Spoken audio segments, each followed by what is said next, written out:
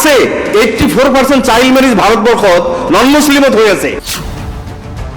মই সাজু ডাঙৰীয়া tribal area tea garden area বুলি নক'ব, আপোনালোকৰ মিয়া এলেকা চবকে বেছি হৈ আছে। টি গাৰ্ডেনৰ কথা কিয় কৈছে? মিয়া এলেকাত বেছি হৈ আছে। প্লিজ আপোনালোকে আপোনাৰ ঘৰত চাওক, আপোনাৰ ঘৰত চাওক, আপোনালোকৰ ঘৰত টি গাৰ্ডেনৰ কথা কিয় ক'ব? বয়সত বিয়া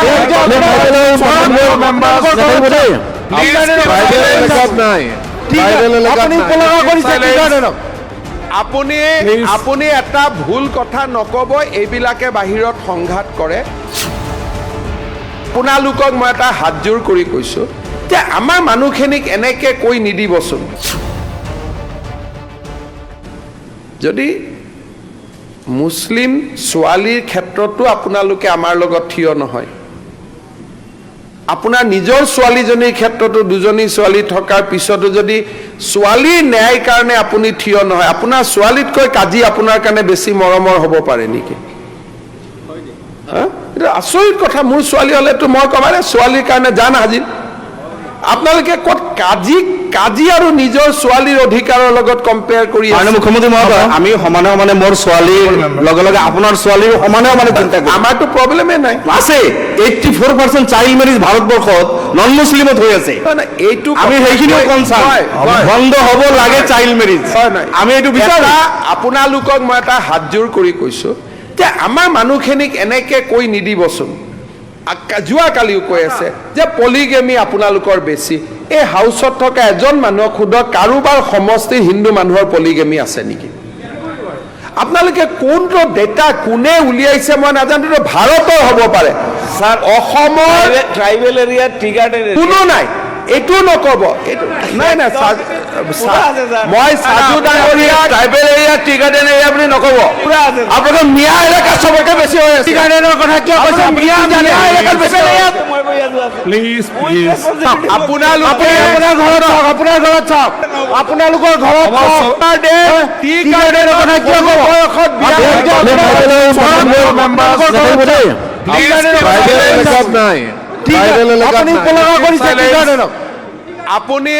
আপুনি এটা ভুল কথা নক'ব, এইবিলাকে বাহিৰত সংঘাত কৰে। চাহ জনজাতিৰ কোনোবা ছোৱালী নহয়, আপোনাক মই কাৰেক্ট কৰি দিছোঁ, কোনোবা ছোৱালী ল'ৰাই কম বয়সত বিয়া কৰিব পাৰে কিন্তু দুজনী বিয়া নকৰে। এইটো অসম্ভৱ। চাইল্ড মেৰেজটো আছে বুলি ময়ো কৈছোঁ, সেইকাৰণে চাইল্ড মেৰেজতো আমি এৰেষ্ট কৰোঁতে হিন্দু মুছলমান দুইটা এৰেষ্ট হৈছে। কিন্তু পলিগেমি যোৱা সিদিনাখন যে কৈ আছে যে polygamy is not prevalent in Assam among the non Muslim. আপোনালোকে ভাৰতৰ ডাটা এটা কৈ আছে, অসমৰ ডাটা কোৱা নাই।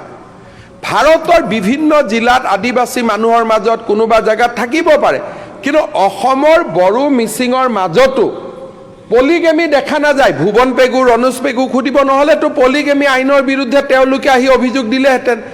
যিমান কেইখন পলিগেমি আইনৰ বিৰুদ্ধে অভিযোগ আমি পাইছোঁ, সেই গোটেই কেইখন অভিযোগ মুছলমান ইছলাম ধৰ্মাৱলম্বী লোকৰ পৰাহে পাইছোঁ। সিদিনাখন এজন মৌলানা আহিছিল, মই নাম নকওঁ, ডুবাইত থাকে, তেখেত মোক লগ কৰিব আহিছিল। আহি তেওঁ মোৰ আগত কৈছে যে আমাক অলপ পলিগেমিটো এলাউ কৰি দিয়ক, মানে আপুনি এইটো বন্ধ নকৰিব। তেতিয়া মই তেওঁক সুধিলোঁ যে কি কাৰণে লাগে।